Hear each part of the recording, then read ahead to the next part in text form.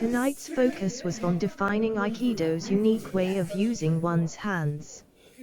The normal stance is with hands extended, based on holding the sword, which gives the freedom to defend with the least effort.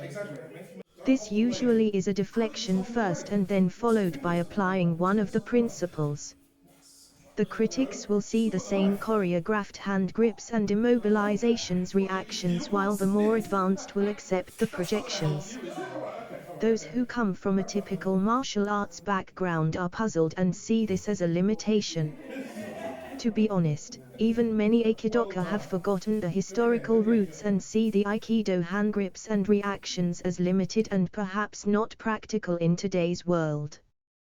The basis of Aikido was a form of Jujutsu, which the warriors of past, the samurai, used in close-quarter battles.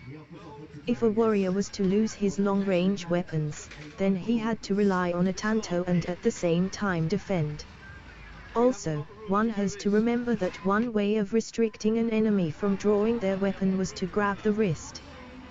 The follow-up would be to avoid a counter-attack but also control the enemy's balance. All this had to be done on a hectic battlefield with the potential of multiple attacks. It doesn't take a lot of imagination to understand Aikido's unique style. What makes Aikido so different is that a sensei adapted a host of movements that best emphasized his spiritual beliefs and apply it to life. This is how Aikido became the art of peace, to fight without fighting.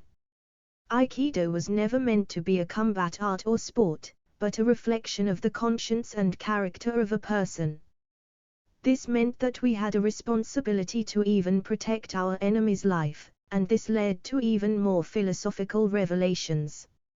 So, although Aikido retains its martial connections, it is evolving into something much more. In fact, because of its apparent simplicity, Aikido offers a much more sophisticated, spiritual, and intellectual path. It is not only a discipline but for many, a way of life.